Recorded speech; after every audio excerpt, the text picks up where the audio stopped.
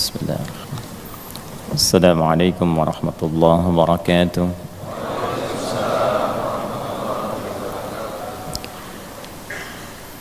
Alhamdulillahi wa kafa.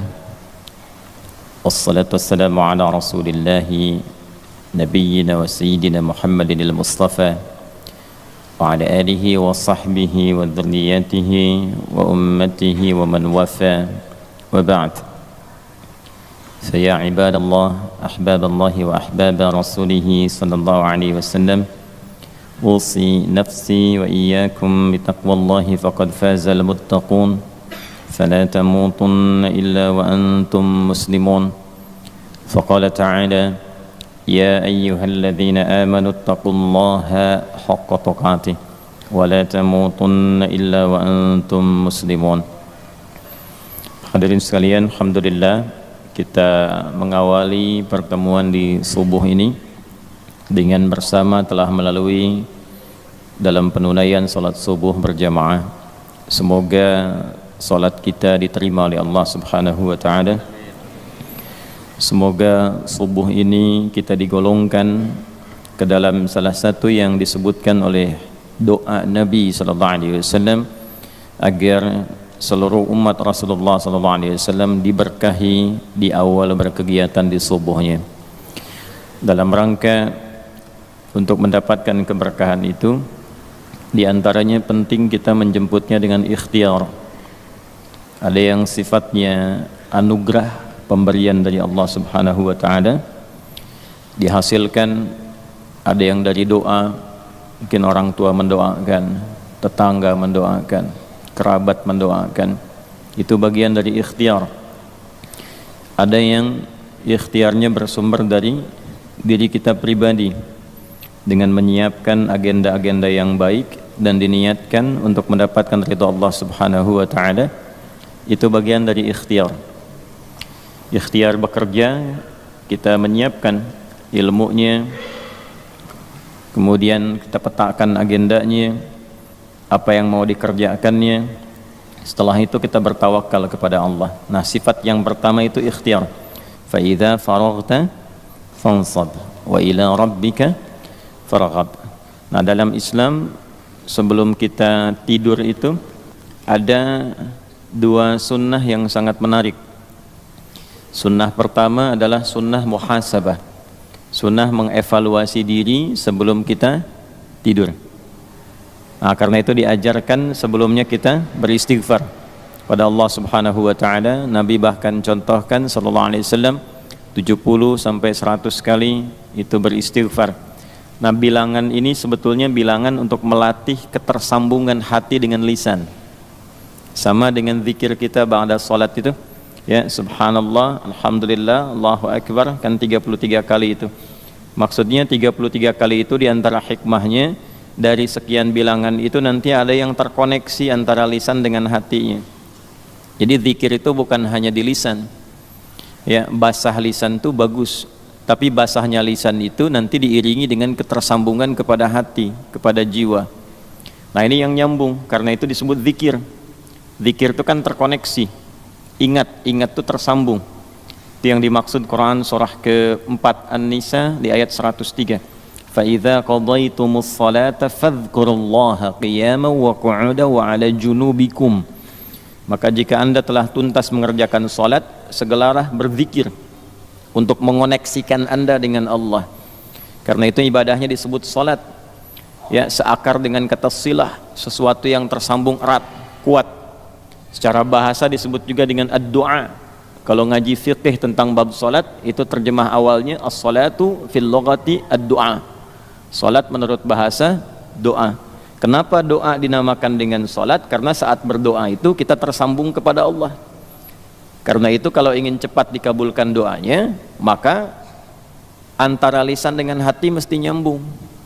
Jangan lisannya baca A, hatinya ke B, ya kan? Doanya minta lulus ujian, tapi hatinya berpikir kredit cicilan, kan repot tuh. Nah, jadi mesti nyambung. Oleh karena itu dalam sholat dilatih tersambung dulu, sehingga seluruh bacaan terkoneksi, doanya terkabul. Itu yang menjadikan seluruh nabi dan rasul itu diperintahkan sholat, dan dalam sholat mereka berdoa. Nabi Zakaria kan dikabulkan doanya saat salat. Hunalika da'a Zakaria rabbah qala rabbi habli min ladunka dzurriyyatan thayyibah innaka sami'ud du'a fanadathu al-malaikatu wa huwa qa'imun yusalli fil mihrab anna Allah yubashshiruka bi Yahya. Quran surah ketiga Ali Imran ayat 38 sampai 39. Ya, Nabi Musa itu saat menerima awal wahyu diperintahkan mengadu pada Allahnya lewat salat. Quran surah 20 ayat 14, innani anallahu la ilaha illa ana fa'budni wa aqimis salata lidzikri.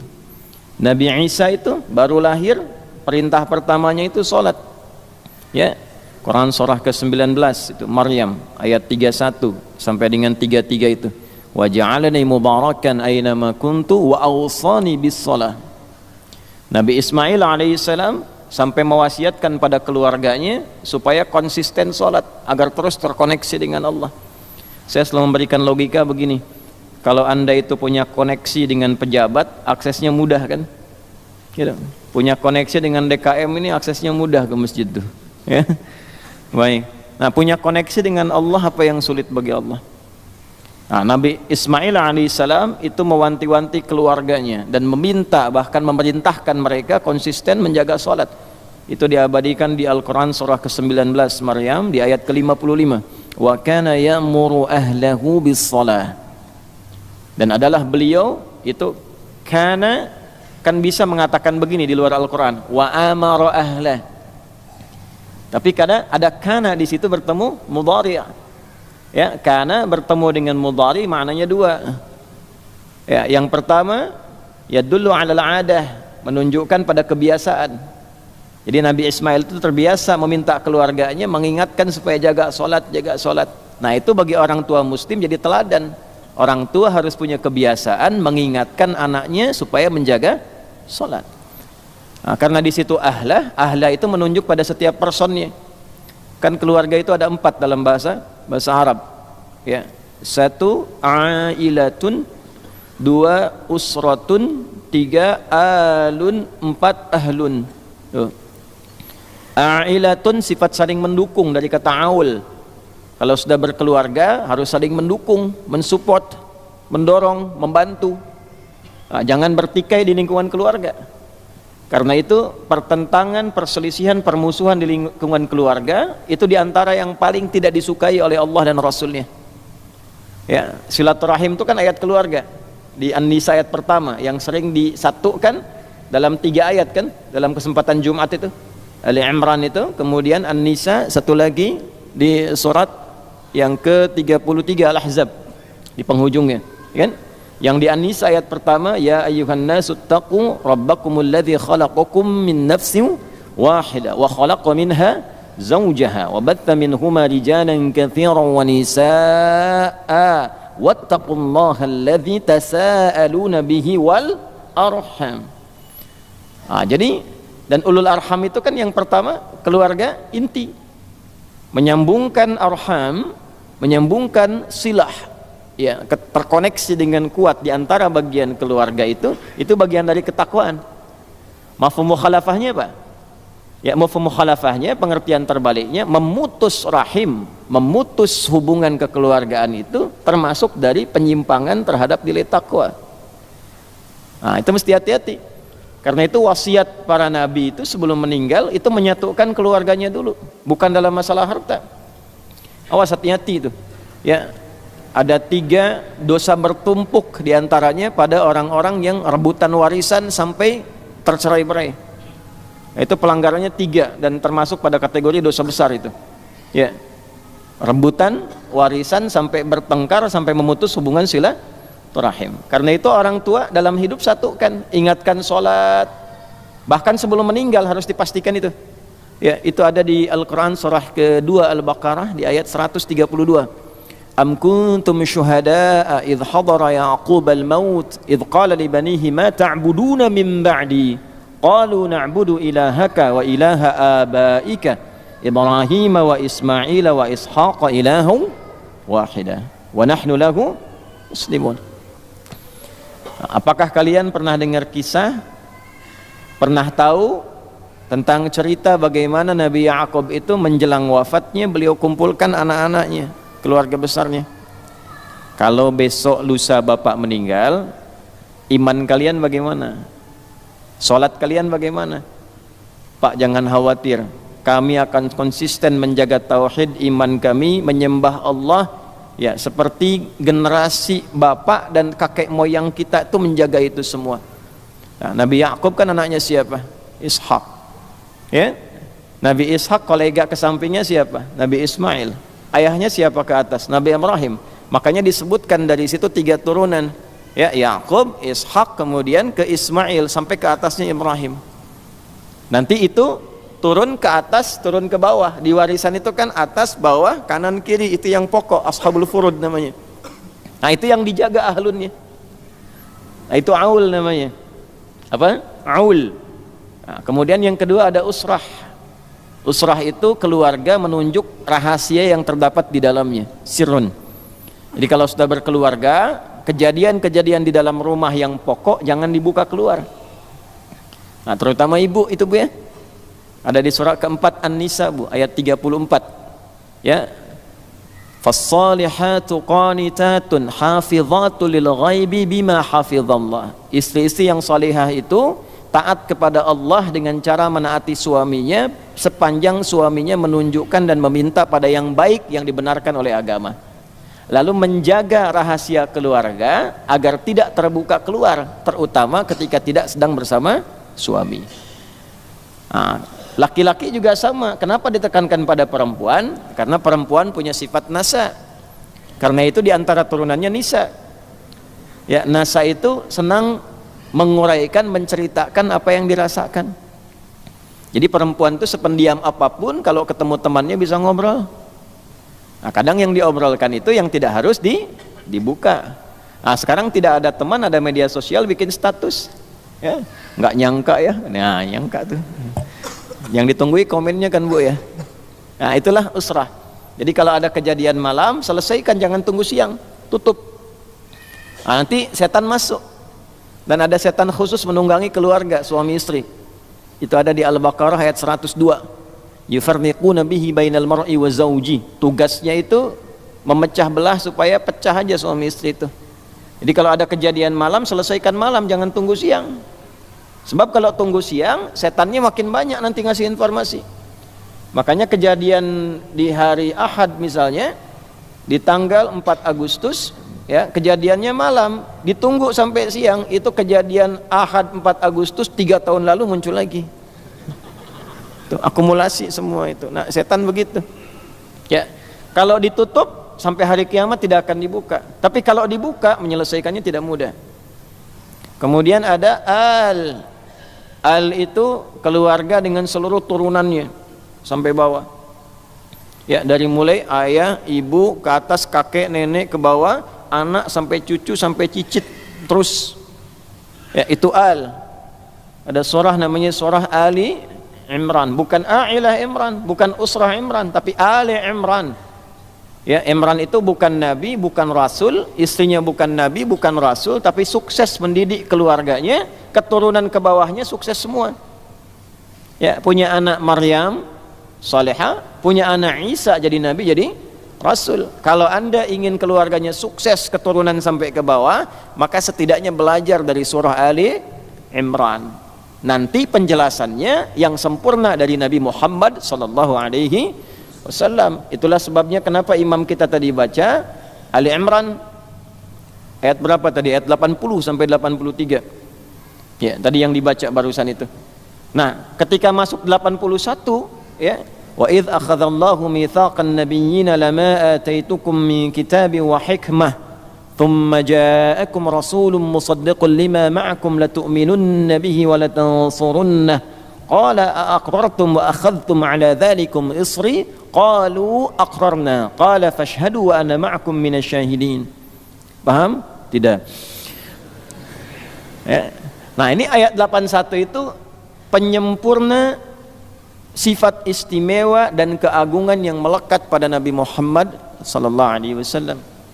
Kita barusan diinfo Nabi lain ideal, nabi lain jadi contoh, tapi kesempurnaan seluruh contohnya melekat pada pribadi Rasulullah sallallahu alaihi wasallam.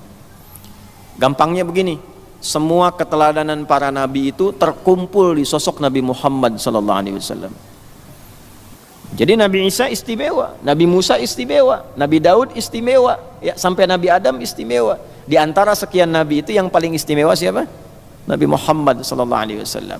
Dan ini ayatnya tegas turun dalam Al-Qur'an di 3 tempat nanti. Di antaranya satu tadi Ali Imran ayat 81.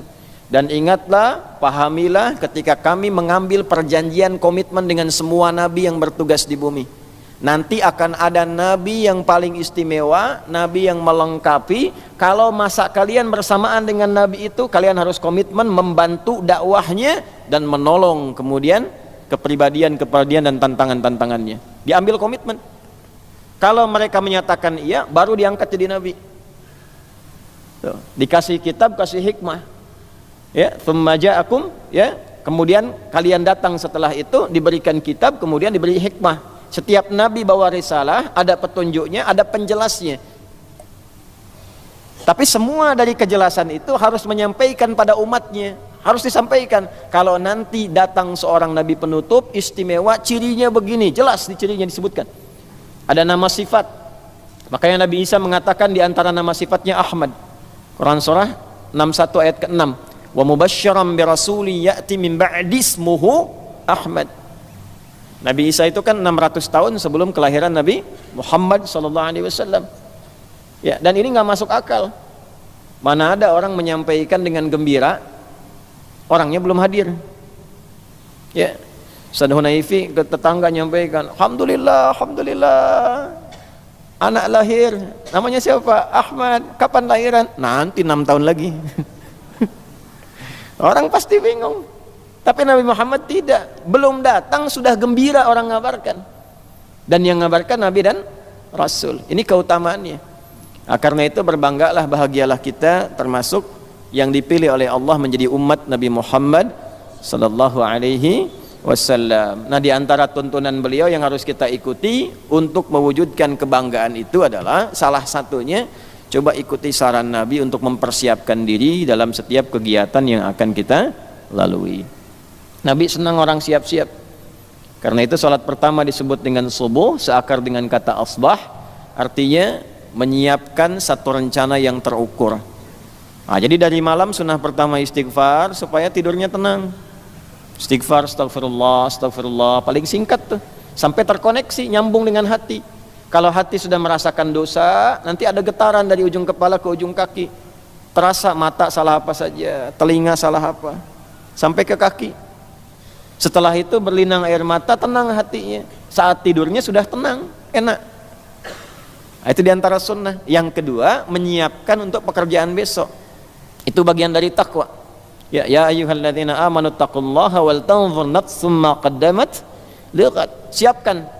Sampai ini kira-kira Allah ridha enggak sampai kiamat. Di situ kan sampai kiamat. Besok kerja saya apa? Kerjanya ada pelanggaran yang enggak disukai Allah enggak? Gajinya memang besar. Tapi maksiatnya juga tinggi. Gaji 100 juta sebulan. Cuman sholat gak bisa dikerjakan. Jumatan izin. Dengan gaji 1 juta, tapi sholat nikmat, bisa hafal Quran, bisa Jumatan enak, sab pertama. Pilih mana coba? Oh. Ya kan? Nah, itu persoalannya tuh. Rukun iman kan 6, 1 sampai 5 lulus, yang ke-6-nya bermasalah. Ya, padahal kan rezeki itu bagian dari qada dan qadar. Walladzi qaddara fahada. Udah dihitung oleh Allah tuh jelas, presisi. Ya, sempurna. Si fulan sekian sampai meninggal sekian, tinggal ikhtiar keluar. Kok bisa ditukar dengan Jumat? Ditukar dengan sholat. Nah, makanya dari malam tuh disiapkan, zikir dulu, disiapkan, dikuatkan. Besok setelah siap rencana, datang dalam subuh, sholat, mintalah taufik dari Allah supaya diberkahi pekerjaannya. Dalam sujud minta dimudahkan, dilindungi, diberkahi. Itu maksudnya awal kita menunaikan sholat subuh. Nah, dilakukan enggak? Apa cuma datang, sholat sunnah, sholat 2 rakaat, setelah itu pulang? Pahala dapat, insya Allah sesuai dengan keikhlasan. Rukun selesai, kewajiban hilang. Tapi berkah dunianya ada enggak? Kan Nabi selalu mendoakan tuh, Allahumma barik fi ummati fi bukuriha. Ya Allah, berkahi umatku dalam setiap awal aktivitasnya. Nah, ikhtiar menjemput keberkahan itu salah satunya menyiapkan agenda itu dan memohon kepada Allah taufik untuk memudahkannya. Jadi besok-besok kalau subuhan lagi, kalau masih hidup besok, kan kita tidak tahu kapan pulang, ya. Besok kalau subuhan lagi, malam istighfar, siapkan agenda nih. Ya Allah, besok tulis satu-satu, saya kuliah nanti jam berapa, mata kuliahnya apa, malam dibaca disiapkan, agenda seperti apa, besok saya kerja bagaimana, apa yang akan saya kerjakan. Setelah kemudian selesai, bangun subuh-subuh, ingat agenda itu, dalam sholat kita bertakbir biasa sampai selesai, sujud minta kemudahan, selesai sholat berdoa yang kita lafadzkan. Kalau dalam sujud kan gak kita lafadzkan, dalam hati kita hadirkan. Ba'da sholat kita minta. Nah, maksudnya begitu.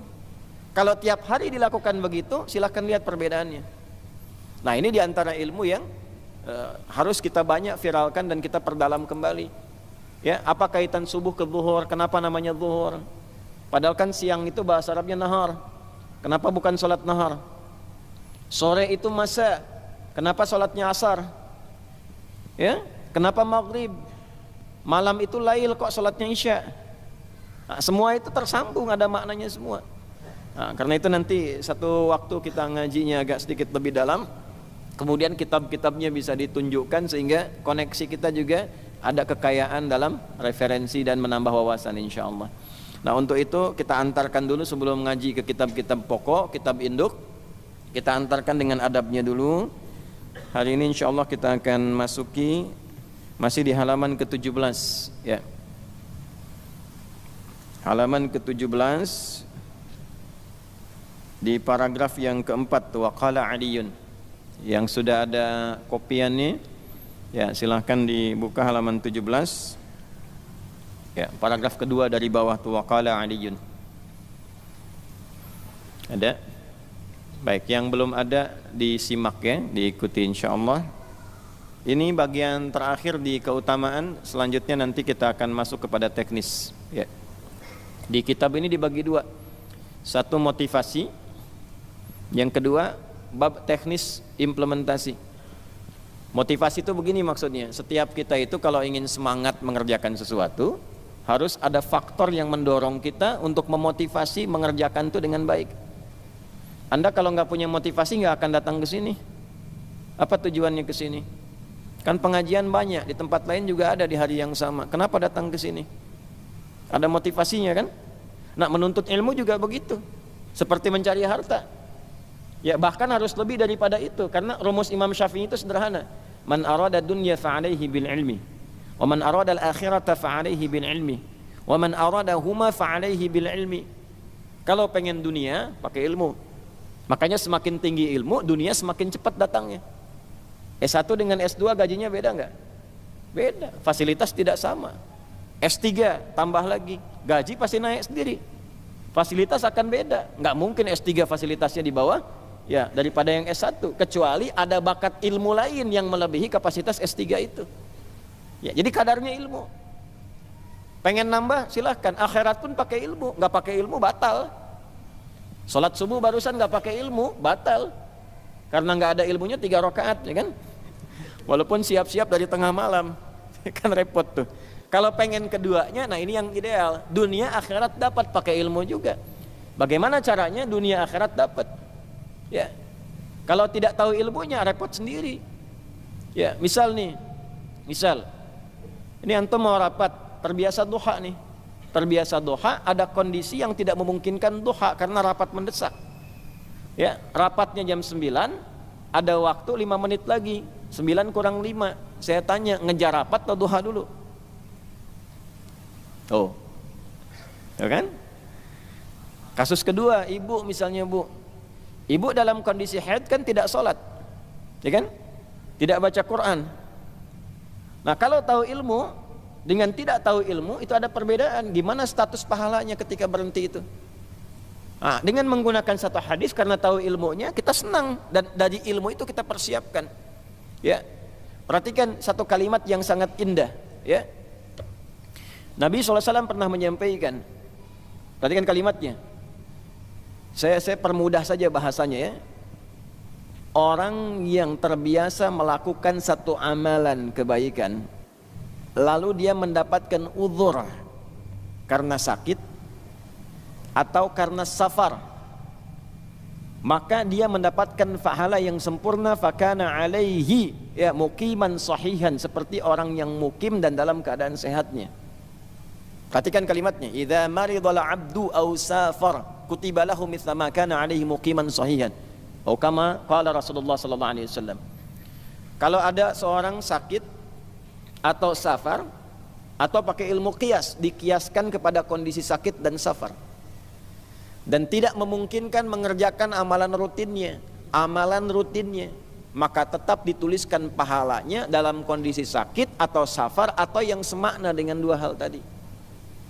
Misal, antum biasa ke masjid nih, biasa ke masjid, pahalanya kan beda dengan tidak ke masjid. Satu kali sakit, nggak bisa ke masjid, itu pahala sholat yang dikerjakan di rumah nilainya sama dengan yang di masjid, karena rutinnya, karena kebiasaan ke masjid ya. Tapi kalau nggak biasa ya tetap kembali kepada sholat yang munfarid. Sama ibu begitu bu, dalam keadaan ibu misalnya suci, diperbanyak nih, baca Qurannya perbanyak, tahajudnya, duhanya, sunnahnya. Itu dalam keadaan haidnya dituliskan pahala rutinnya. Jadi walaupun nggak ngaji, pahala ngajinya ada ya. Makanya dibanyakin bu amal saleh dalam keadaan suci, sebab kalau sudah monofos, sudah berhenti, kembali seperti normalnya biasa yang lain. Banyakin ya, alhamdulillah ya, walaupun nggak ngaji dapat pahala, belum tentu. Kalau dalam keadaan sucinya tidak ngaji ya. Sama antum sering sholat duha satu kali, kondisi mendesak, tidak bisa dikerjakan karena tadi ada kondisi sosial yang sangat mendesak, dikiaskan kepada orang sakit yang tak mampu, dikiaskan pada orang safar, maka pahala duhanya tetap dapat. Nah kalau tahu ilmu ini tidak akan memaksakan duha ya, karena pahala dapat. Apalagi misalnya dalam safar, terbiasa sholat sunnah kan, mau safar panjang nih ya, kemudian transit di bandara, bahkan berangkatnya siang ya, zuhur, ba'da zuhur tepat 12:30 ya, nyampainya misalnya ke tujuan itu bisa jam 5 di jamak kan, hadiahnya kosor kan, 2 ya. Nah, antum kerjakan zuhur 2, asar 2, ditarik kemudian takdim ke zuhur, masih sholat sunnah nggak? Oh, jangan terlampau soleh. Oh, yang fardu aja dikurangi, dia tuh mau tambah lagi. Nah, ini kalau pakai kosor. Tapi ketika anda kosor pun hitungannya 4, yang sunnah tetap masuk, ditulis pahalanya gitu. Berdasarkan apa? Hadis tadi, karena kebiasaan rutin mengerjakannya. Makanya selama hidup rutinkan amalan-amalan tambahan yang sunnah, bacaan yang sunnah, supaya saat dalam kondisi tertentu tak bisa mengerjakan, pahala tetap dapat. Nah itulah ilmu. Jadi ada motivasi. Kalau kita paham dengan itu, motivasinya semakin meningkat.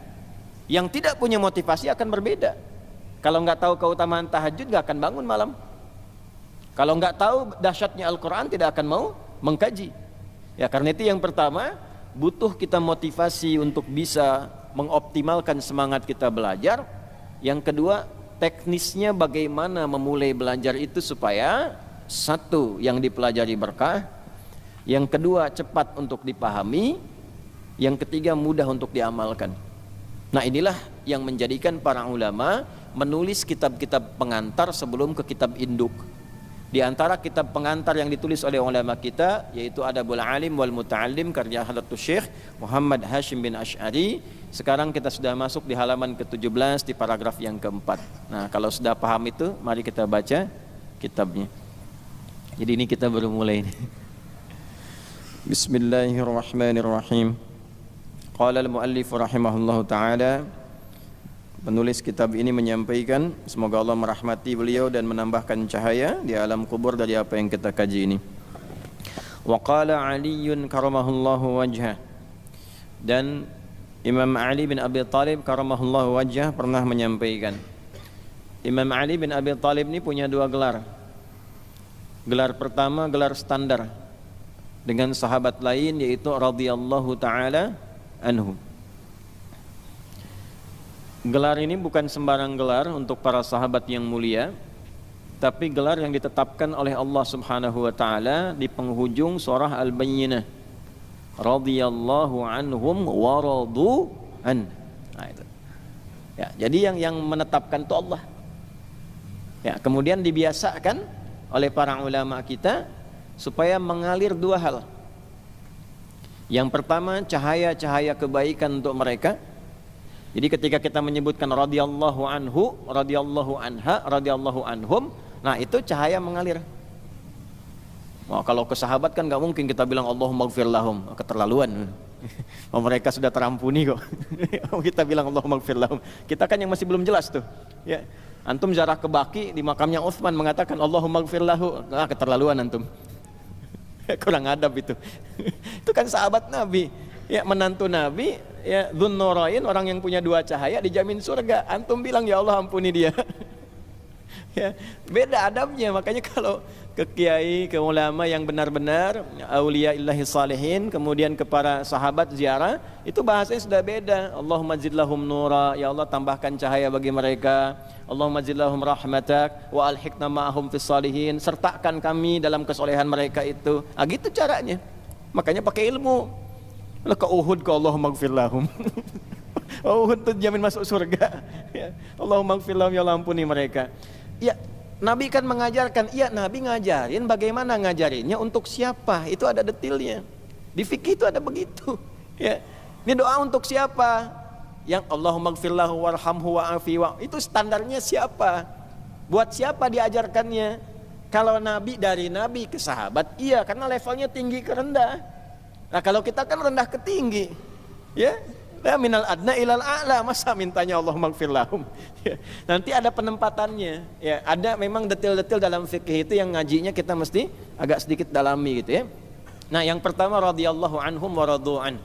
Jadi mereka ridha dengan semua apa yang Allah tetapkan, Allah pun ridha dengan mereka. Ya, makanya saat pulangnya pun kalimatnya disebutkan lagi. Ini yang kita ikuti. Ya, itu nanti tafsirnya ada di surah 89 Al-Fajr. Ya, di ayat ke-27 sampai 30. Ya ayyatuhan nafsul mutmainnah irji'i ila rabbiki radiyatan mardiyah. Radiyah mardiyah. Jadi buat sahabat radhiyallahu anhum wa radu'an, kalau kita pengen ikuti sifatnya. Bagaimana supaya diridhai oleh Allah, ya? Supaya Allah ridha dengan kita semua. Saat pulang pun sifat jiwa kita punya sifat meridhai dan diridhai. Maka ikuti pola sahabat. Ya, mereka semua gerak kehidupannya itu memastikan Allah ridha atau tidak. Nah, karena itu memandang pun mereka hati-hati. Pandangannya Allah ridha enggak? Mendengarnya hati-hati, Allah ridha atau tidak? Jabatan itu dilihat, Allah ridha atau tidak?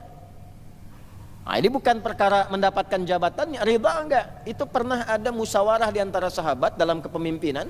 Ya, kalau kita ilustrasikanlah dari pojok sana sampai pojok sana tuh. Ya, itu kandidatnya semua tuh. Begitu satu ditawarkan, bagaimana antum? Ya, kalau bahasa kita lah, ya. Ah, saya masih kurang, teman saya aja. Bagaimana Anda? Tunjuk sampai ke pojok tuh. Ya, makanya yang paling sial yang paling pojok karena nggak ada yang ditunjuk lagi gitu. Ya, itu sial tuh dalam gambaran komunikasi ya. Jangan dipotong tuh kata-katanya tuh. Ya, dalam gambaran komunikasi karena ini harapannya tidak ingin diterima oleh yang bersangkutan, yang lain saja. Karena itu kalimat pertama yang keluar inna lillahi wa inna ilaihi. Nah, tawakal sama Allah. Allah kalau sudah tetapkan semua kembali pada Allah, semua kemudian akan ditolong oleh Allah. Maka cara kita supaya ditolong Allah, ikuti petunjuk Allahnya apa. Wah, ini dilantiknya innalillahi wa inna ilaihi rajiun, tapi kelakuan menyimpang dari kalimat itu. Hah? Nah, ini kan problem. Hati-hati loh pejabat tuh. Ya, kan disumpahnya pakai Al-Qur'an yang muslim tuh. Hujjatan lahu aw alaih. Itu akan jadi hujjah di hari kiamat yang menguatkan ia pada kebaikan atau juga menjadi saksi pada keburukannya yang menguatkan hukuman saat di akhirat saat kembali. Ya, mesti hati-hati. Nah, jadi kalau hidup kita itu ingin di akhir hidupnya dipanggil oleh Allah, saya ridha dengan amalmu, engkau pun ridha denganku. Fadkhuli fi ibadi wadkhuli jannati, itu kuncinya. Nah, kalau sudah Allah ridha, itu surga dibentangkan sebelum meninggal. Makanya meninggalnya tuh ada yang senyum, lihat, ya, pamitan dulu gitu. Oh, drone sudah di atas kok. Ya, masih sempat pamitan, nguatkan ibunya, nguatkan temannya. Samihuni ikhwani, samihuni ahbabi. Teman-teman maafin saya ya, yang saya cintai ibu, maafin ya, sabar. Mudah-mudahan Allah ridho. Besok-besok saya jadi syafaat untuk keluarga. Nidron sudah di atas. Ya, mudah-mudahan ridho. Ya Allah, maafkan saya. Biasa. Dah, pulang. Ya, ada orang-orang yang saat ngajar, saat tilawah, saat sujud pulangnya senyum. Karena apa? Itu kan dalam sakaratul maut ditampakkan hasil kebiasaannya. Kalau kebiasaannya ngaji, nanti pahala dari ngajinya ditampakkan. Kebiasaannya sholat, pahala dari sholatnya ditampakkan. Makanya ketika pulang dipanggilnya dengan nafsul mutmainnah, jiwa yang tenang terbiasa ibadah. Mutmainnah itu nama yang melekat dari sifat tumakninah. Tumakninah itu adalah ketenangan yang dilahirkan dari ibadah.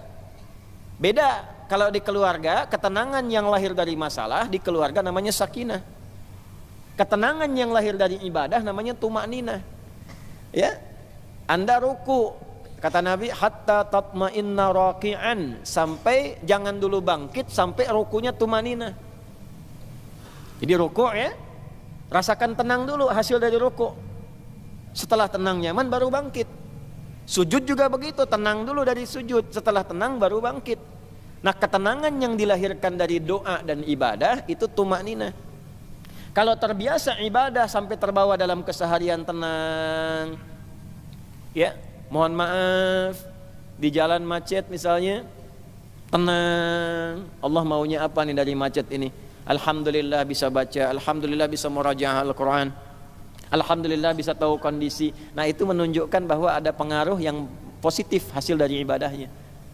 Kalau dibawa sampai dengan wafat, maka berubah nanti menjadi sifat bagi jiwa. Dari tumakninah menjadi sifat kepada jiwa mutmainnah. Maka dipanggillah dengan sifat itu saat pulang. Ya ayyatuhan nafsul mutmainnah. Jadi itu panggilan yang hanya melekat kepada orang ahli ibadah. Kalau enggak ibadah enggak akan dipanggil. Nggak akan ada panggilan mutmainnah, tuh nggak ada. Walaupun ibu namanya mutmainnah nggak akan dipanggil. Pulang gitu aja tuh. Malaikat malah saking keselnya mengatakan begini, akhriju anfusakum, keluar, susah banget keluarnya katanya. Tarik ulur begitu tuh. Ya. Nah, jadi kalau kita ingin mendapatkan sifat ridha Allah, yang pertama jaga ibadah. Yang kedua jaga akhlak. Akhlak. Itu pembuktian ibadah itu pada akhlak. Kama arsalna fikum rasulan minkum yatlu alaikum ayatina wa yuzakkikum. Di benarnya ibadah antum itu akan terlihat pada akhlaknya. Ya. Salat itu apa pembuktiannya? Tanha 'anil fahsya wal munkar. Inna salata tanha 'anil fahsya wal munkar. Nah, fahsya wal munkar itu kalau bisa dihindari, ya, itu adalah akhlak perwujudannya. Jadi kalau kita sudah bisa menunjukkan itu, nanti ada pengaruh kepada jiwa, terbawa sampai dengan meninggal, disifatilah dengan amalan yang diridhoi oleh Allah, dan kita pun akan ridha pada pemberian Allah saat ditampakkan di dalam sakaratul maut. Ya. Ya ayyatuhan nafsul mutmainnah, irji'i ila rabbika radiyatan mardiyah, fadkhuli fi ibadi. Dengan sifat ibadahnya disebut ibad. Wadkhuli nanti ditampakkan surganya. Maka meninggal dalam keadaan senyum karena melihat surga yang ditampakkan. Sahabat sebelum meninggal sudah disifati radhiyallahu anhum wa radu an, lebih tinggi nilainya dengan radiyatan mardiyah. Nah, makanya kalau lebih tinggi di atas kita, maka sifat kita itu meneladani. Doanya mengantarkan rahmat. Nah, itu bagian pertama radhiyallahu, ya. Jadi kalau ada yang laki-laki anhu, kalau perempuan anha, kalau banyak anhum. Ya, kalau bapak anak itu anhuma. Biasanya depannya kuncinya ibnu. Ya, an ibni Abbas, an ibni Umar radhiyallahu taala anhuma. Kalau huma bonusnya satu lagi. Mengalir pahala lagi untuk ayahnya dan ibunya, orang tuanya. Misal Ibnu Abbas itu kan dididik oleh ayahnya pedagang, sibuknya luar biasa, tapi dia pengen satu dari keluarganya jadi ahli ilmu yang mewarisi ilmunya Nabi SAW. Maka dari kecil disimpan di majlisnya Nabi, titipin sama ibunya Ummu Fudail. Ya, tolong yang ini Abdullah ini siapin supaya jadi alim ke depan, ke majlis Nabi. Simpan, nanti bawa lagi, simpan, bawa lagi, sampai Nabi meninggal beliau masih remaja, kisaran usia 13-14 tahun. Ya, sudah hafal 2000 hadis. Bapaknya baru 200, anaknya 2000. Didoakan oleh Nabi, Allahumma faqihhu fid din wa alimhu ta'wil. Kemudian disebut turjumanil Quran, jadi pakar Al-Quran, jadi ahli fiqih. Nah, setiap beliau menyampaikan satu hadis dari 2000 itu pahala mengalir pada orang tuanya. Makanya disebut dalam kitab ulama radhiyallahu taala anhuma. Sebagai tanda Abdullahnya dibuang, Abbasnya dimunculkan. Karena inisiatif mendidik anak itu datang dari orang tuanya. An ibni Abbasin. Ya. Nah, ilmunya dipakai dalam ilmu sanad, dipakai sebagai inspirasi. Kalau bapak ibu menyekolahkan anak ke pesantren, doanya dari ibu, dari bapak disiapkan yang halal, anak itu jadi ulama kemudian hari, hafal Quran, hafal hadis. Setiap dia menyampaikan sesuatu, bapak ibu dapat transferan pahalanya. Jangankan jadi alim, dia sekarang baca Quran, bapak ibu positif tuh, kirimkan yang halal, ibu doakan, dia baca Quran, pahala mengalir pada ibu. Nah, itulah keuntungannya begitu. Makanya cari sekolah-sekolah Islam, ya, cari pesantren-pesantren yang baik, yang ada Qurannya, ada sholatnya, supaya pahala mengalir. Hukum itu gimana niatnya? Innamal a'malu bin. Kalau orang tua niatkan dunia, bapak ibu dapat dunia. Itu aja sederhana. Di dunia yusibuha. Sekolahkan anak ke tempat favorit, kursusnya bahasanya bahasa asing, silakan perbanyak. Jadi sesuatu, jadi direktur, membanggakan Anda, bangga. Urusan apa? Dunia. Anda di servis, iya, urusan apa? Dunia. Selesai dunia, selesai. Akhirat bagaimana? Ya. Pilih dunia apa akhirat? Pilih dua-duanya. Kan doanya Rabbana atina fid dunya hasanah wa fil akhirati hasanah wa qina adzab. Makanya cari pesantren yang bagus. Quran diajarkan, salat diajarkan, kenal sunnah Nabi diikuti, sirah para sahabat diajarkan, tidak melupakan kebutuhan-kebutuhan duniawi, konteks yang paling kini. Jadi dokter dia yang hafal Quran dan paham fikih kedokteran. Masa yang mengandung perempuan yang periksa laki-laki? Paham dengan baik. Jadi arsitek yang hafal Quran, jadi pejabat yang hafal Quran. Ya, coba perbanyak ke depan tuh bupati yang hafal Quran, wali kota yang hafal Quran, ya sampai presiden ahli Quran ke atas. Kalau itu semua didapatkan, berkah kita dan tahu ilmunya bagaimana cara menerapkan dalam kehidupan. Itu pasti akan berkemajuan. Ya, itu radhiyallahu taala anhu. Jadi kalau ngaji hadis kita kalaupun belum kematan, ke sanad kita dapat inspirasi itu. Nanti Anda pelajari, Anda profesinya apa? Ingin ikut sahabat, nggak harus semuanya. Antum pedagang, mau dapat radhiyallahu taala anhu dalam dagangan, keluarkan. Utsman gimana dagangnya? Abdurrahman bin Auf gimana dagangnya? Talhah gimana dagangnya? Ya. Yang bukan profesinya, ya sudah. Ya, cukup antum ikuti keteladanan ibadah kebaikannya, yang seprofesi ikuti tian kehidupannya. Antum pengen jadi pejabat, oh gimana Abu Bakar, gimana Umar? Antum pengen karir di militer misalnya, gimana Khalid bin Walid? Gimana Abu Ubaidah al-Jarrah? Antum pengen di ilmu, gimana sahabat Ali bin Abi Thalib karamahullahu wajhah? Di antara keutamaan Ali ini ada yang kedua. Ya, ada yang menyebut begini, selama hidupnya sahabat Ali yang mulia ini selalu berusaha menjaga wajahnya, pandangannya dari sesuatu yang tidak baik, termasuk dari aurat dirinya. Ada yang mengatakan ya selama hidupnya itu menjaga pandangan dari aurat dirinya, aurat pokoknya. Karena itu dimuliakan oleh Allah wajahnya, karena selalu menjaga diri, memalingkan dari hal-hal yang tidak baik. Kelihatan gak bagus, paling, dan gak bagus, paling. Bahkan aurat dirinya pun beliau palingkan wajahnya yang mulia dari itu semua. Ya, karena itulah kemudian diantara gelarnya bukan hanya radhiyallahu ta'ala anhu, tapi yang kedua karramahullahu wajhah. Allah telah muliakan wajahnya selama berkehidupan. Tapi tetap tidak mengangkat beliau dari derajatnya sebagai sahabat dan menantu Nabi yang mulia. Nah, jadi jangan sampai ada kemuliaan di atas sahabat yang lain dalam satu hal yang utama misalnya, lalu mengangkat beliau pada status melebihi statusnya. Sampai ada yang mengatakan dalam satu sekte begini, oh malaikat Jibril salah ngasih wahyu, harusnya ke Ali katanya, bukan ke Nabi Muhammad. Itu keterlaluan tuh. Ya, Ali kalau tahu itu langsung hukum mati sama Ali itu. Ya, pernah dengar beliau dikultuskan tuh langsung dikumpulkan eksekusi, karena ini akan jadi benalu di kemudian hari gitu. Nah, itu Ali bin Abi Thalib. Nah, ini kalau ingin ikuti beliau, kenapa yang ditampilkan sahabat Ali, inilah detilnya salah satu keutamaan Syekh Hashim. Ya, kalau ingin jadi penuntut ilmu yang baik, ilmunya berkah seperti Sayyidina Ali bin Abi Thalib, menguasai banyak bidang. Ya, beliau tuh paham dan sangat tajam akalnya sampai di bidang hitungan. Ada kitab yang suka baca kitab namanya Tafsir Al-Jawahir, karya Syekh Tantawi Jauhari. Ada kurang lebih 5 jilid besar-besar, gini kurang lebih besar jilidnya itu. Nanti ada Lataif jilid terakhir, itu menyampaikan kisah-kisah nyata yang penyelesaiannya saat kasus terjadi, penyelesaiannya menggunakan pendekatan Al-Quran. Ya, saya pernah cerita di antara kasusnya ada seorang suami mengadukan istrinya kepada sahabat mulia ini Sayyidina Ali bin Abi Thalib dan menuduh istrinya telah berzina karena baru 6 bulan sudah melahirkan. Maka diadukan, ini nggak normal katanya, kok 6 bulan sudah lahiran, nuduh zina. Ditanya oleh Sayyidina Ali, apakah anda punya bukti? Tidak, tapi saya punya keyakinan orang nggak akan mungkin mengandung langsung lahiran begitu. Lalu dipanggil istrinya, ditanya, apakah anda berzina? Tidak ya Amirul Mukminin. Mau bersumpah? Mau ya Amirul Mukminin. Maka kata Ali bin Abi Thalib, ya sadaqat zaujuk, istrimu benar, atau kama qala. Dia protes, bagaimana bisa benar? Maka beliau kemudian mengatakan, apakah anda nggak paham dan nggak baca firman Allah Subhanahu wa taala? Maka dibacakanlah Quran surah Luqman surah 31 ayat ke-14. Wa wassaynal insana biwalidayhi ihsana hamalathu ummuhu wahnan ala wahnin wa fisaluhu fi amain. Allah menyampaikan, dengan segala keagunganku aku wasiatkan kepada setiap anak untuk berbakti kepada orang tuanya.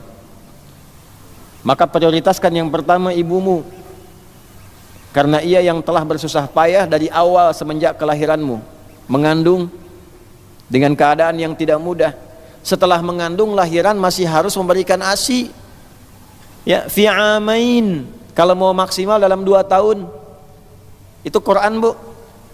Silahkan cek di medis, dalam teori kesehatan tuh, berapa lama waktu yang sempurna, yang ideal memberikan ASI.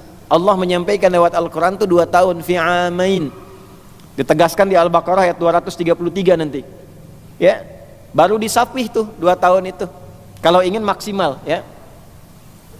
Lalu di surat Al-Ahqaf ayat ke-15 dengan pembuka yang sama, wa wassaynal insana biwalidayhi ihsana hamalathu ummuhu kurhan, ya, wa wada'athu kurhan. Lihat kalimatnya tuh, ya, berbaktilah kepada keluargamu, berbakti kepada kedua orang tuamu, hai anak, terutama ibumu yang mengandung kau itu tidak mudah, lalu melahirkanmu tidak mudah. Setelah itu sampai usiamu 30 bulan mengandung dan menyapih, wa hamluhu wa fisaluhu 30 syahra, mengandung dan melahirkan, ya, mengandung, melahirkan, menyusui sampai menyapi 30 bulan. Apa anda nggak baca, ya, kata Ali bin Abi Thalib, di dalam Quran surah ke-31 ayat ke-14, menyapih itu memberikan ASI sampai menyapi 2 tahun. Di dalam Al-Quran surah ke-46 Al-Ahqaf ayat 15 disampaikan oleh Allah, mengandung sampai melahirkan plus menyapih itu 30 bulan. Bukankah 2 tahun itu 24 bulan? Kalau mengandung melahirkan plus menyapih itu 30 bulan, dikurangi 24 bulan berapa? 6 bulan. Nah, itulah kelahiran prematur, kata Ali bin Abi Thalib. Batas standar dari situ. Jadi bayimu ini lahir prematur. Itu Ali bin Abi Thalib keutamaannya itu. Bagaimana bisa menyimpulkan begitu kalau bukan karunia Allah? Jadi ulama nggak mudah, Pak Ibu. Imam Syafi'i itu malam bisa memecahkan 300 persoalan di kediamannya Imam Ahmad bin Hanbal, muridnya. Datang ke situ bertamu, keluarganya senang, kata Imam Ahmad kepada anaknya, ini akan ada abah, bahasa kita lah gitu, ya. Nanti kamu ambil teladanannya, ambil contohnya. Begitu datang dijamu, makannya banyak, anaknya bingung. Ya, begitu malam diintip nggak tahajud, bapaknya tahajud. Begitu waktu subuh tiba, nggak berwudu kembali, langsung sholat. Ngadu ke ayahnya, bah gimana disebut hebat ini, makannya banyak begitu, ya kan? Namanya anak-anak kan, ya namanya anak-anak baru dapat 1 hadis, ya langsung menyimpulkan anak-anak, gitu ya. Kan makan yang bagus itu berapa? 1/3 untuk makanan, 1/3 untuk minuman, 1/3 untuk udara, gitu kan. Nah, anak nih menyimpulkan makannya kebanyakan nih, anak-anak, gitu ya. Yang kedua disimpulkan, ya abah tahajud, beliau nggak tahajud. Yang ketiga itu sholat nggak wudu katanya. Anak-anak tuh, ya. Bapaknya demikian, orang berilmu, alim, hafal 1 juta hadis. Imam Ahmad itu 1 juta hadis, hafal 1 juta hadis. Nah begini, kalau orang alim, hafal, tahu adab, ya, maka bersikapnya pun dengan adab. Kata ayahnya, cobalah Ananda tanya baik-baik. Bapaknya sungkan nanya, Ananda yang tanya dengan cara yang baik, klarifikasi. Nah ulama begitu, ya, apa yang terjadi kemudian? Anaknya nanya, duhai imam, duhai guru dari ayahku, aku melihat ketika engkau datang kok makannya banyak sekali, kan? Kata Imam Asy-Syafi'i disampaikan, aku banyak makan itu karena tidak ada orang yang paling soleh di desa ini kecuali bapakmu. Kalau dia soleh makanannya pasti halal. Kapan lagi bertemu makanan halal yang diproduksi orang soleh? Ada adab lain, hadis lain, ayat lain. Kalau makanan itu halal, didapatkan dengan cara yang halal, maka di dalamnya ada keberkahan. Berkahnya apa? Ziyadatul khair wastimraruhu, membawa pemiliknya kepada kebaikan. Jadi kalaupun minumnya sedikit jadi energi, dipakai ceramah bagus, pakai sholat kuat, dipakai baca Quran enak. Contoh gampangnya gimana? Antum saat Ramadan kan yang haram-haram libur, ya kan? Nggak mau nipu, nggak mau korupsi, gitu kan? Maka kecenderungan hartanya halal. Karena halal, minum teh manis seteguk aja kuat sampai puasa besok. Coba yang mau dekat-dekat subuh bangunnya kan? Ya kan cuman kurma 1, ya kan? Kemudian minum teh manis, ya. Hari-hari pertama kan semua dikumpulkan saat buka, ya kan? Buah, jus naga, naga yang Cina, jus ini itu macam-macam. Terus menu wajib kan gorengan kan, kurma sunnah kan bagi orang Indonesia itu. Kumpulin semua, hari pertama masih semua dimakan. Kedua, ketiga, keempat, kelima, teh manis 1 teguk, udah sholat maghrib. Karena berkah, karena soleh. Hartanya dihasilkan dari yang soleh, makanannya soleh, minumannya soleh, kuat sampai tarawih. Nah, jadi kalau sampai sekarang makanan tuh banyak nggak kuat ibadah kayak Ramadan, tanya tuh apa yang salah itu. Nah Imam Syafi'i makan banyak begitu karena energinya makin banyak. Begitu malam kenapa nggak tahajud? Bapakmu tahajud itu untuk dirinya sendiri. Saya malam itu tiba-tiba terfikirkan masalah umat sampai 300 persoalan saya selesaikan. Ada masalah begini, solusinya begini, masalah begini, solusinya begini. Ketika bapakmu sholat hanya untuk pribadinya, saya mengajar untuk orang banyak, kira-kira pahalanya banyak mana ibadah pribadi dengan ibadah sosial? Ibadah sosial katanya. Maka saya punya amalan 300 kali dibandingkan bapakmu. Nah, kurang lebih kesimpulannya gitulah dalam bahasa kitanya. Kenapa anda nggak wudu dulu sebelum sholat subuh? Ya saking tadi banyaknya persoalan, nyampe subuh baru selesai. Jadi beliau itu tahan wudu sampai subuh. Bayang ya? Nah kalau mau dapat kualitas yang seperti itu, salah satunya apa? Palingkan pandangan kita, karena ini yang paling berpengaruh kepada ilmu tuh di wajah. Makanya nggak disebut mata, nggak disebut lisan, wajah tuh ini depan.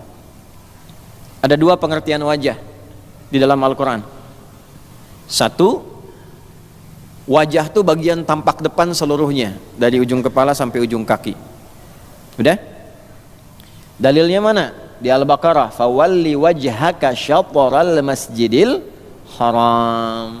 Dari ayat 144, qad nara taqalluba wajhika fis sama' falanuwalliyannaka qiblatan tardahu fawalli wajhaka syatral masjidil haram. Muhammad, mulai saat ini kiblatmu dialihkan ke kiblat semula yang paling utama di Ka'bah Musyarrafah di Masjidil Haram. Hadapkan wajahmu ke Masjidil Haram.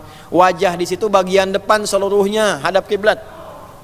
Jadi bukan wajahnya aja, wajahnya ke kiblat, badannya ke sini gitu kan. Itu salah.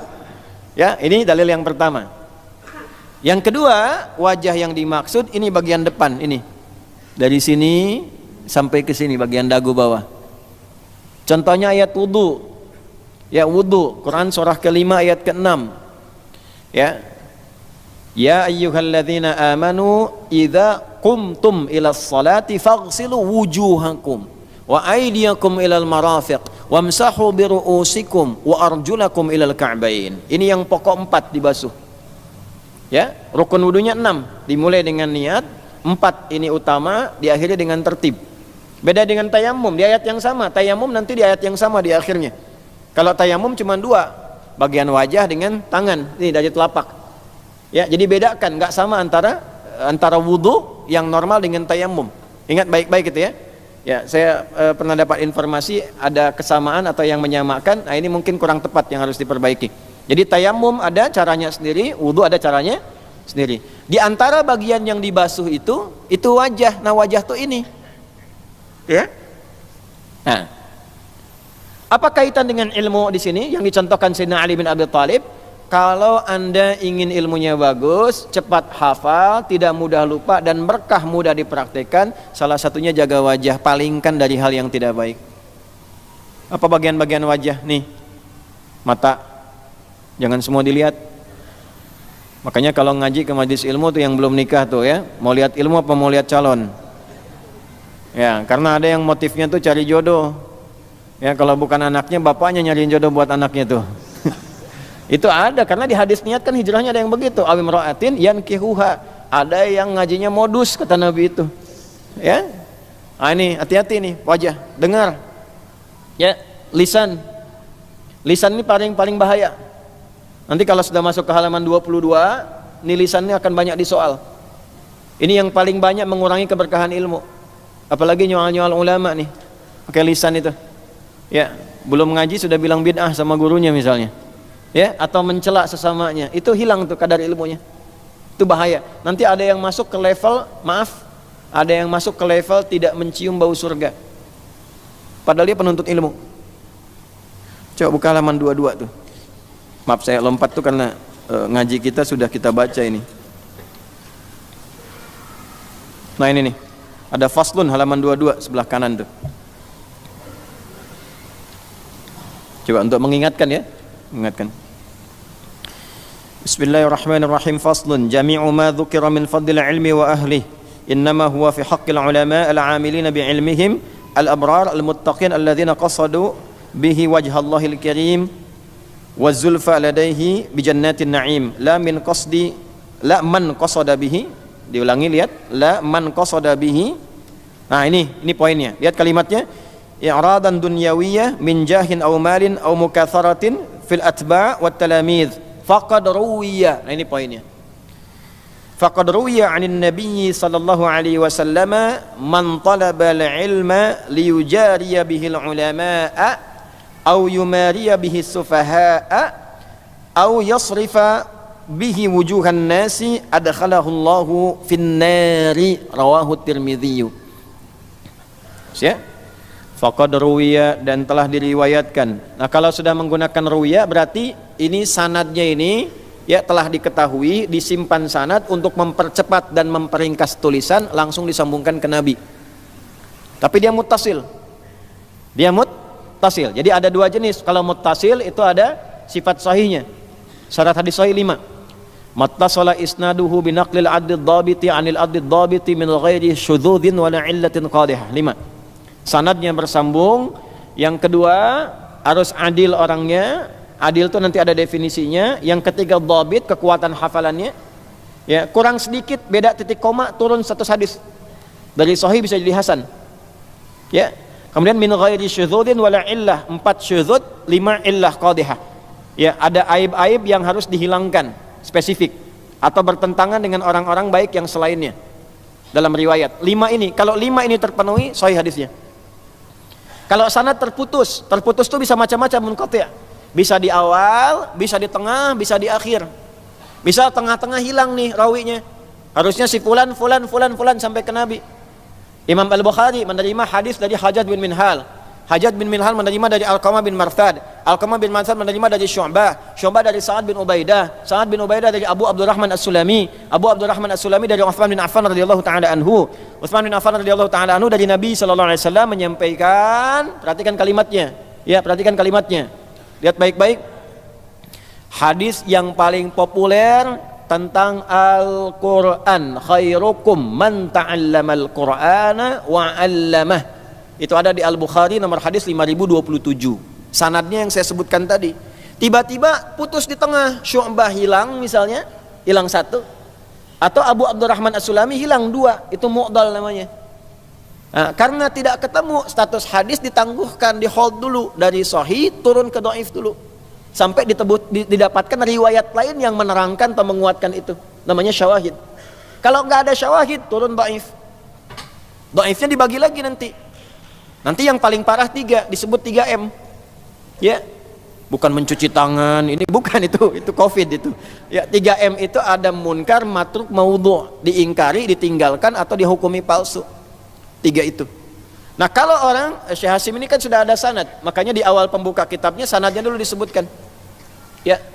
Saya dengan Syekh Ali Jum'ah dan dapat ijazah nanti di beberapa hadis itu ya, itu beliau ketika menuliskan buku sanadnya dulu. Sanad saya dari sipulan, sanad ketiganya nyambung ke Syekh Yasin Al-Fadangi. Nah, ini beliau dibuka dengan sanad dulu. Sanad saya begini, di Al-Bukhari ini, di Muslim ini, di Kutubus Sittah begini. Artinya ketika sudah paham itu, mengerti dan dapat ijazah, ijazah itu dari kata ajaza yujizu, diberikan izin perkenanan mulai mengajar atau menyampaikan karena sudah mendapatkan talaki dari gurunya. Ya. Nah, beda dengan sekolah sekarang formal. Masuk titip absen, duduk paling belakang, duduk di kelas bangku deretan belakang. Ya, di dalam kelas penuh dengan obrolan gitu kan. Nah, itu ngobrol, melamun, mikirin macam-macam, mau ujian besok minjem catatan teman gitu kan. Tiba-tiba dapat ijazah. Nah, ini dalam Islam tidak begitu. Dipastikan keluar dari guru dulu, didengarkan, disimak oleh guru, ditulis kemudian atau didengarkan hafalan di depannya. Begitu selesai guru mengatakan ajaztuka. Saya ijazahkan engkau dengan ini. Karena sudah dicek. Ya? Nah, balik ke sini, kalau sudah dapat ijazah, maka boleh ini sanad disingkat, langsung dikenabikan. Ya, langsung sanadnya disingkat, langsung ke Nabi. Salah satu contohnya ini. Nah, kalau ngaji kita dapatkan begini, langsung dihukumi. Wah, ini nggak ada rawinya nih, dhaif. Dhaif palamu gitu kan. Ya.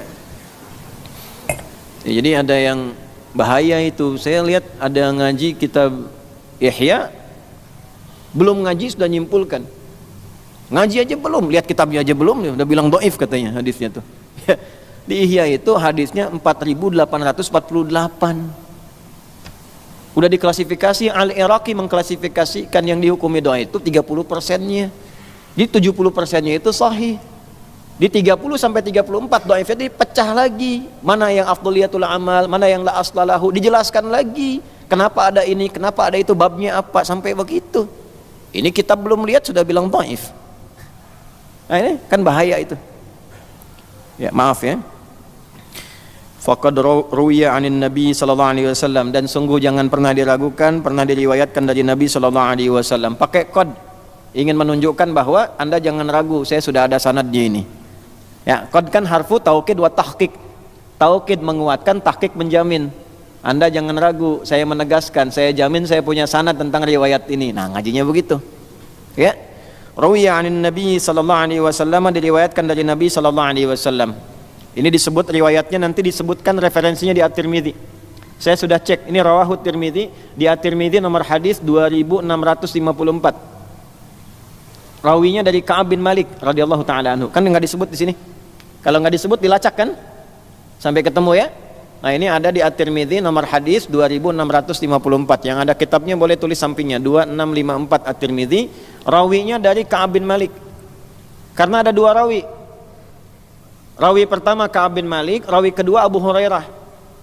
Yang Abu Hurairah ada di Abu Daud nomor hadis 3664, 3664. Ada di Ibnu Majah nomor hadis 260, 260. Nanti perbedaan redaksinya di ujung, di akhir. Depannya sama, ujungnya berbeda. Ya. Yuk kita bacakan riwayatnya. Maksudnya untuk nambah referensi ya, antum tuliskan tuh. Yuk, karena kita sebentar lagi selesai. Bismillahirrahmanirrahim. Man talabal ilma. Man ismun mausulun yadullu ala fardiyatil ammiyah. Huruf sambung konjungsi pada satu informasi, bentuknya tunggal, hukumnya umum. Siapapun. Artikan begitu, man siapapun. Ya, coba dialihkan dari terjemahan barang siapa. Kan suka ada terjemahan tuh ya, barang siapa tuh. Nah, saya agak kurang sepakat. Ya, karena sampai hari ini saya belum temukan tuh barang punya siapa tuh. Ya. Jadi lebih enak siapapun. Man siapapun, laki-laki, perempuan, besar, kecil, tua, muda. Hati-hati nih, hati-hati. Talabal ilma, yang menuntut ilmu, yang belajar. Jadi kalau kenapa diartikan menuntut ilmu? Supaya ilmunya sambil kita tuntut sampai dapat. Yang namanya nuntut kan sampai dapat. Jaksa penuntut nuntut sampai dapat, buktinya ada, ikhtiarnya ada, maksimal sampai ketemu. Nah, kenapa menggunakan tolaba kita tuntut? Karena lebih tinggi nilainya dibandingkan sekedar datang. Ya, jadi kalau kita mau belajar, tuntut sampai dapat betul ilmunya.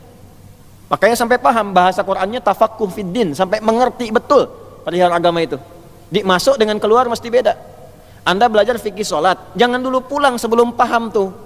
Kenapa takbirnya begini, kenapa tangannya seperti ini, kenapa yang dibaca Allahu Akbar, apa maknanya itu, apa hubungannya dengan praktikal hidup kita. Sudah paham baru keluar. Itu tolaba namanya. Jelas ya? Nah, jadi sering kita tulis menuntut ilmu, tapi saat praktek nggak dituntut. Ya, kalau nuntut nggak akan ngantuk antum. Man talabal ilma, siapa yang belajar menuntut ilmu, liyujariya bihil ulama, hanya untuk mendebat ulama. Hati-hati itu. Hanya untuk mendebat ulama, berbangga-bangga dengan di hadapan para ulama. Karena sifatnya tolaba, maka ada, ingat kalau Nabi sampaikan ini berarti kejadian. Ada orang belajar seperti serius, kelihatannya benar sambil menuntut dasar ilmunya. Jadi kalau ada dalil dia catat tuh. Ini Qur'annya dalil, hadisnya dia hafalin betul karena nuntut ilmunya. Ini dalilnya Quran, hadis. Tapi itu hanya digunakan untuk menyoal ulama. Bikin konten sengaja aja buat nyoal ulama. Gitu. Bikin status hanya untuk nyoal ulama. Jadi bangga kalau sudah nyoal si fulan tuh bangga. Padahal belajar aja baru 1 ayat, 2 ayat. Hati-hati nih kalau ada yang begini, Nabi sampaikan berarti kejadian. Ada orang belajar kelihatannya serius, paham dalil, paham tuh artinya dia pelajari tuh ngerti, catat gitu kan. Ya, pahamnya paham dalilnya, tapi kadang nggak paham cara menempatkannya bagaimana. Tapi yang paling bahaya adalah ketika didapatkan itu digunakan hanya untuk menyerang orang lain. Yang paling berbahaya untuk menyoal ulama. Kan kalau ulama levelnya sudah beda, belajarnya terukur, sistematis, kan 4 itu. Wala yata'allamu illa mimman takallamat ahliyatuhu, ya, wa dhaharat diyanatuhu, wa tahaqqaqat ma'rifatuhu, ya, washtaharat siyanatuhu. 4 kata Imam Nawawi itu. Kalau ketemu ulama begini hati-hati. Hati-hati itu. Itu dagingnya racun, kalau banyak disoal bermasalah nanti. 1 pakar di bidangnya, 2 soleh orangnya, 3 ma'rifat pada dirinya, kenal Allah sehingga muncul sifat khasyah, nggak sembarangan. Dia proporsional dengan urusan dunia, ngajarnya lillah karena Allah. Ya. Karena itu akhlaknya pun baik. Kalau ketemu yang seperti ini mesti hati-hati. Mesti hati-hati. Nah, ada orang belajar hanya untuk nyoal orang lain. Bahayanya yang disoal ulamanya, ustadznya, kiainya. Bikin konten hanya untuk celah ulama, celah ustadz, celah kiai, masuk ke dalam hadis ini. Ya, walaupun ulamanya salah dalam satu hal, tapi dia sengaja membuat untuk menjatuhkannya, itu yang paling bahaya. Bisa terjadi orang salah kan? Ya, inzilaqul lisan, salah nyebut ayat misalnya, oh langsung disimpulkan ternyata dia bukan seorang ahli Al-Quran, nyebut ayat aja salah nomornya katanya, ente aja baca nggak lancar gitu kan. Bisa terjadi, ya, bisa terjadi gitu. Ya, coba kita cek ya terus. Au yumariya bihi sufaha, atau sengaja bertengkar dengan sesama orang bodoh, sama-sama baru ngaji, udah perang dalil. Padahal sama-sama baru ngaji, baru hijrah. Baca Quran masih belum lancar, hafal juga tidak, baru tahu ayat 1, hadis 1, guru ngajarin, buat dipraktekin, dipakai nyerang orang. Yang paling tidak menarik adalah bertengkar sesama para pelajar, ribut, ya, perang komen. Makanya saya sering katakan kepada Anda semua, hati-hati, saya tidak akan mengakui murid-murid yang hanya menggunakan bahan pelajaran untuk mencela orang. Abaikan saja. Mencela yang sudah tercela itu buang-buang energi. Kita ngajar itu untuk memperbaiki diri kita. Kita belajar untuk membuat kita lebih dekat dengan Allah, bukan menjatuhkan orang lain. Ya, belum selesai hadisnya, sabar. Kemudian gurunya, au yasrifa bihi wujuhan nas, atau dia ngajar orientasinya hanya untuk memperbanyak murid supaya nggak ngaji lagi dengan orang lain, supaya fokus pada dirinya saja. Nah, ini kan tafsirnya di awal. Ini ada, ya, min jahin au malin au mukatharatin fil atba' wat talamid. Ada guru nanti yang kalau ngajar, kata Nabi itu ditafsir oleh Syekh Hashim, kalau ngajar itu supaya muridnya belajar dengan dia saja. Jangan belajar dengan orang lain. Supaya muridnya makin banyak, kagum pada dia, cuma ini yang dekat dengan Quran, cuma ini yang standarnya dengan sunnah, yang lain salah. Sampai menyimpulkan hati-hati dengan yang lain. Bisa terperangkap pada bid'ah, jauh dari Quran, jauh dari sunnah, dan menyimpulkan hanya itu yang Quran, yang sunnah. Ini bahaya. Sebab ketika salah memberikan fatwa, murid tidak punya referensi lain untuk dibenarkan. Ketika salah gurunya memberikan fatwa, murid tidak punya kesempatan memperbaiki, karena menganggap yang lain salah semua. Coba Anda ngaji dengan guru Anda misalnya pakar di satu bidang, tapi belum tentu pakar di bidang lain. Pakar di bidang sejarah misalnya, di fikih belum tahu, memberikan hukum fikih salah, dan Anda yakin guru Anda benar, bahaya. Bahaya. Ya, misal ini ya, misal. Nih, tadi kita bicara wudu, rukun wudu ada berapa? 6. 1 niat, 4 yang pokok tambah tertib kan? 6 kan?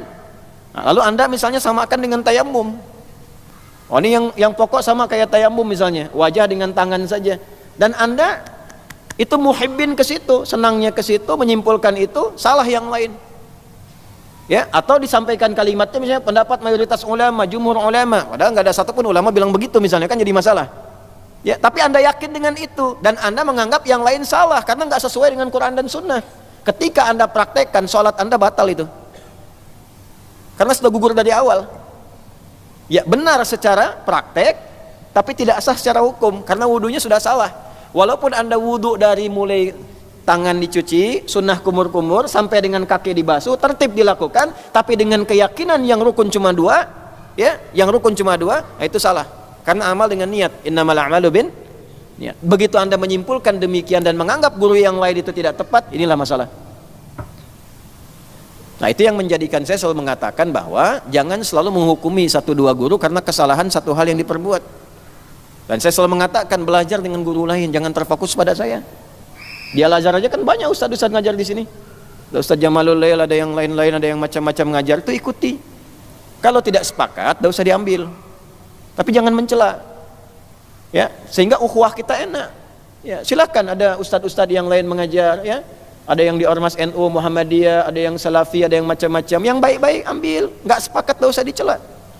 Ya, tinggalkan sudah yang tidak sepakatnya, hormati, doakan gurunya dalam kebaikan, sudah selesai. Jangan disibukkan pada yang tidak baik. Nah, kenapa kalau Anda terlalu terfokus termasuk kepada saya, terus saya salah dalam satu hal, ya kan? Lalu Anda yakini betul, benar, ini bahaya. Ini bahaya. Ya, tetap harus ada pembanding. Tapi kalau gurunya sudah thiqah betulan, maka setiap yang disampaikan itu dalil sifatnya. Dalil itu maksudnya apa? Anda jangan tanya dalil lagi kalau baru belajar. Kadang guru-guru itu mempersingkat menyampaikan hukum karena sudah paham dalil. Anda yang baru belajar jangan tanya dalil kepada guru yang seperti ini. Itu nggak sopan. Ya, kalau sudah ada level guru menguasai bidang-bidang ini, sudah paham dalil, Anda datang jangan tanya dalil lagi. Ya, guru misalnya menyampaikan, salat malam boleh ya 2-2-2-2-1, atau nanti kalau mau masukkan ke witir 4-4-3 atau rakaat 11 atau 20. Witirnya 3-23 itu boleh dilakukan. Nyampe begini, Anda tanya, dalilnya apa Pak Kiai? Nah, itu nggak sopan. Nah, kecuali kalau ada orang baru belajar, Anda meragukan apa yang disampaikan, karena jarang ini ditampaikan, boleh tanya dalil. Nah, jelas ya? Nah, itulah gambaran-gambarannya. Nah, ini akan terjadi. Kenapa bengong ini? Nah, saya bacain hadis, situasi itu akan terjadi. Kalau terjadi, bagaimana menyikapinya? 1, niat karamahullah wajah, palingkan wajah dari yang nggak penting. Jangan mengaji untuk berselisih, mengaji untuk berdebat, ngaji untuk bertengkar. Guru-gurunya harus ikhlas. Datang 1, alhamdulillah. Datang 10, alhamdulillah. Banyak orang, nggak ada bedanya dengan 1-2 orang. Dipanggil orang kaya, alhamdulillah. Dipanggil orang biasa, alhamdulillah. Ngajar, alhamdulillah. Nggak ada orang, ngajar juga. Kurang sehat itu. Nggak ada orang kok ngajar. Nah, maka hati-hati. Ya, hati-hati ya. Nah, ini sudah berbeda ini, nuansanya sudah berbeda. Ya. Nah, ini saya perhatikan, ini terjadi di era-era kekinian. Apa yang terjadi kalau ada yang seperti itu? Adkhalahullahu finnar. Allah sampaikan pada malaikat, nggak usah dihitung tuh, belajarnya nggak usah dihitung, amalnya nggak usah dihitung, langsung ke neraka aja. Kalau mau detil ke kalimatnya langsung di hadisnya, an-naru an-naru, 2 kali disebutkan oleh Nabi. Neraka neraka tuh orang begitu. Kalau mau ngajinya sampai ke Ibnu Majah, sampai ke Abu Daud, perhatikan kalimatnya. Ya lam ya'rif raihatal jannah, nggak akan pernah dapat kesempatan untuk mencium bau surga. Jadi kalau ngaji cuman sekedar ngumpulin dalil buat berselisih, buat perang-perangan kata-kata, buat ribut-ribut, itu tidak akan mencium bau surga. Tidak akan memasukkan ilmunya ke dalam surganya. Bahkan nanti yang paling bahaya, kelihatannya seperti orang baik, banyak kemudian dalil yang dikuasai, tapi nanti yang keluar sifat-sifat buruk, itu disebutkan oleh Nabi dalam hadis yang lain, cuma sampai tenggorokan, nggak sampai kepada jiwanya. Ini bahaya. Ya, oleh karena itu bertakwalah pada Allah Subhanahu wa taala, ya, supaya kita dijaga oleh Allah, jaga ilmunya baik, cara belajarnya benar, dan pikiran juga dijaga. Jangan sampai saya cerita tadi antum pikirkan orang pasti si ini nih, salah juga tuh. Karena wajah-wajahnya kelihatan tuh gitu ya.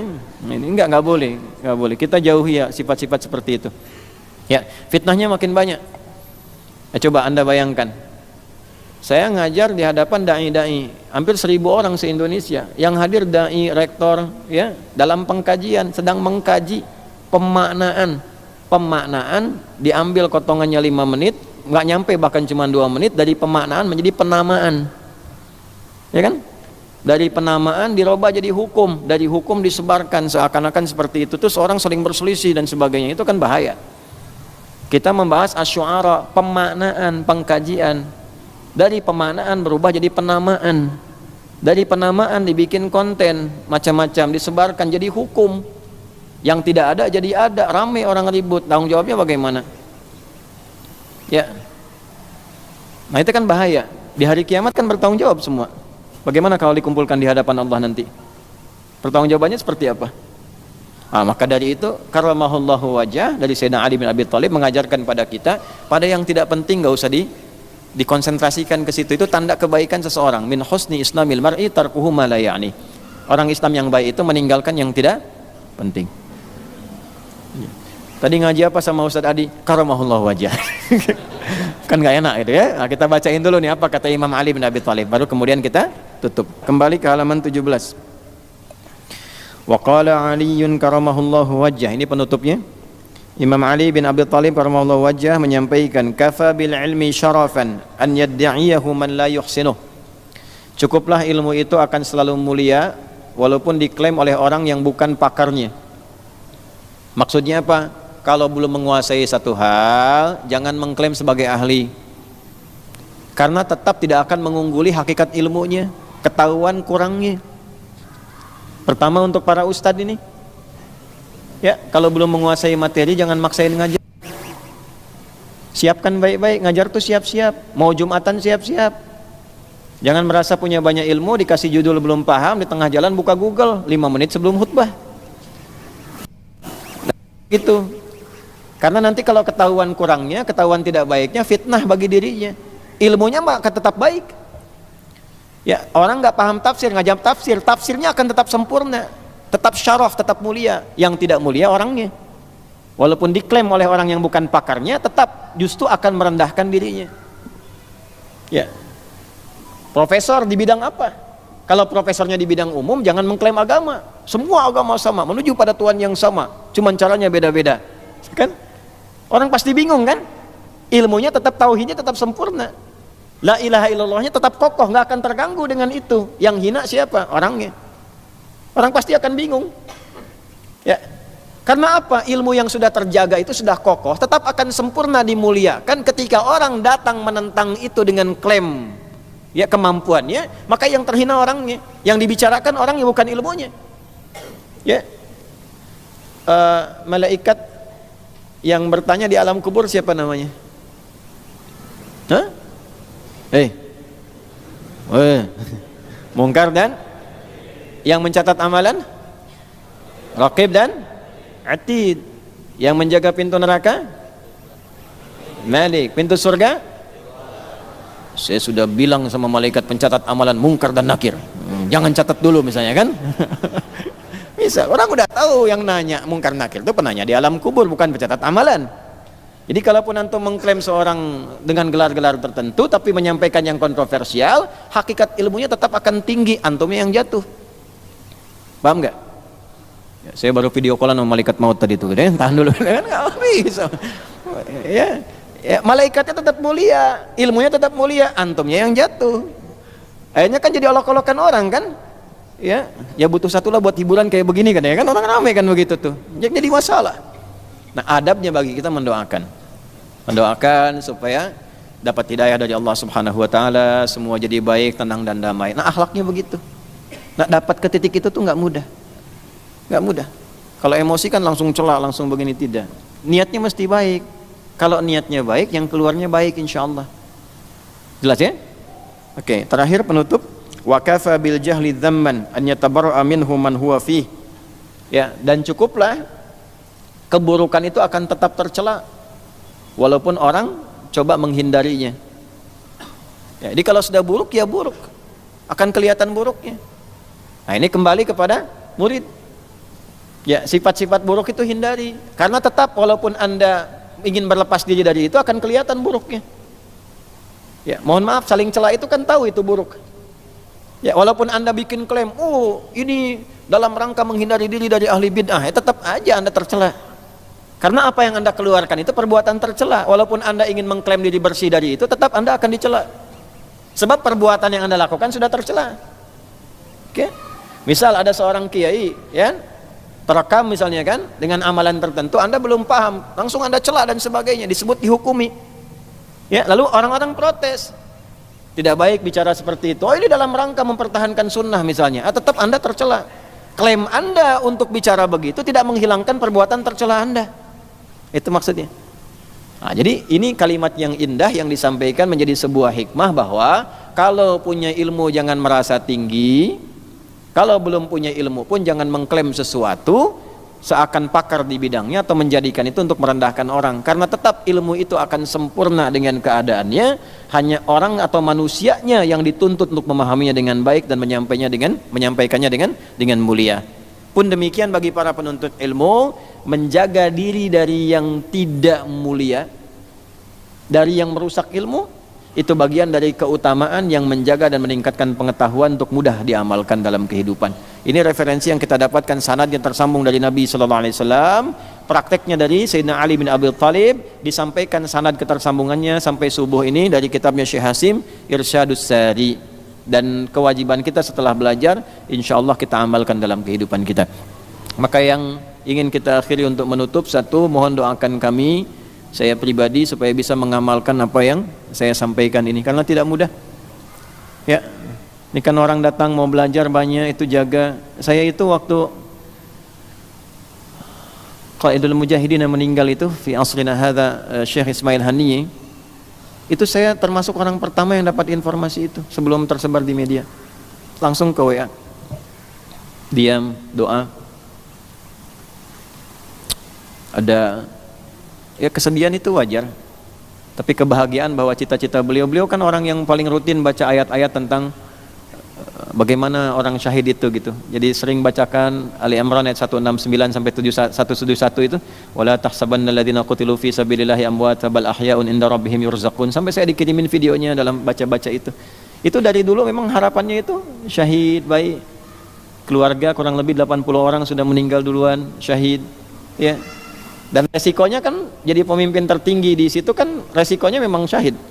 Resikonya itu. Jadi sudah tahu, karena itu mempersiapkan, termasuk bacaan ayat Quran yang dibaca pun itu. Ya, tapi hal pertama yang saya tanyakan, kita pulang bagaimana? Anda bayangkan, di sini yang nggak kenal kan sholat gaib, nggak pernah ketemu, nggak pernah kenal, nggak pernah apa. Kok bisa Allah muliakan sedalam itu? Sedunia heboh, ya, bahkan dibela dan sebagainya. Bagaimana bisa mendapatkan status yang demikian mulia? Hidup terhormat, wafatnya juga mulia, iskarima au musyahida. Kita ingin viralkan kebaikan-kebaikan itu. Saya sampai nunggu seharian untuk membenarkan niat, supaya tidak cuma numpang pada berita viral. Oh, sedang viral nih, muncul seakan-akan kita ingin ikut viral di dalamnya, nyebarkan ini. Tidak, itu kondisikan hati itu lama gitu. Tahan dulu. Kita tahu masalah, tapi tahan dulu. Benar nggak niatnya nih? Niatnya ada yang lain nggak? Hanya ingin viewernya banyak, katanya itu nahan tuh nggak mudah. Sama dengan begini.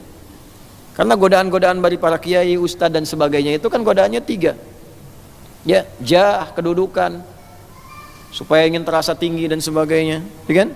Mal, harta benda, sehingga bisa potensial pilih-pilih tempat dan sebagainya. Kalau yang milih itu tempatnya bagus, dalam konteks materi dia datang, kalau materi kurang dia nggak datang, alasan apapun. Yang ketiga, popularitas, itu paling bahaya. Kayak gini lihat orang banyak dan sebagainya, itu kan? Itu nggak mudah itu. Kalau nggak membersihkan hati, itu tarbiyahnya nggak bagus, tazkiyahnya nggak jalan, itu bahaya. Nah, salah satu untuk bisa mendukung itu, tolong doakan, ya, supaya diikhlaskan, dijaga oleh Allah, konsisten dalam yang benar, dan diringankan hisabnya di hadapan Allah Subhanahu Wa Taala. Itu yang paling baik. Kalau saya otomatis insya Allah saya doakan. Amanat guru saya pertama sebelum saya mengajar, nah, nanti kalau kamu ngajar lihat wajah-wajah yang ngajar itu semampu kamu. Nanti malam kamu bangun, pagi ngajar, malam bangun. Nah, dalam sholat kamu berdoa, bayangkanlah wajah-wajah itu. Minta kepada Allah ilmunya diberkahi sampai ke hati, mereka diringankan, dimudahkan urusannya, diberkahi hidupnya, ya, dan sebagainya. Nah, itu kalau itu kita lakukan. Tapi tolong sebut ya nama kami ini supaya Allah menjaga dengan baik. Itu poin-poin yang paling utama supaya terjaga. Karena malu kita ngajar, musibah paling besar adalah ketika murid datang mengharap akhirat, guru datang mengharap dunia. Musibah paling besar. Dan mudah-mudahan tidak terjebak di dalamnya. Allahumma taqabbal minna innaka antas sami'ul alim wa tub 'alaina innaka antat tawwabur rahim. Allahumma 'allimna ma yanfa'una waffiqna bima ta'allamna linafhama bih wa waffiqna lina'mala ma fahimna ya arhamar rahimin. Allahumma ihfadna ya arhamar rahimin asli ahwalana ma yuqarribuna ilaika wa ila ridhak kama tuhibbu wa tarda wakhfad biladana an Indonesia waj'alha baldatan tayyibatan wa anta tardaha. Rabbana atina fid dunya hasanah wa fil akhirati hasanah wa qina adzabannar. Wa sallallahu ala sayyidina Muhammad wa ala alihi wa sahbihi ajma'in wa akhiru da'wana subhanakallahumma rabbana wa bihamdika nashhadu an la ilaha illa anta nastaghfiruka wa natubu ilaik walhamdulillahi rabbil alamin.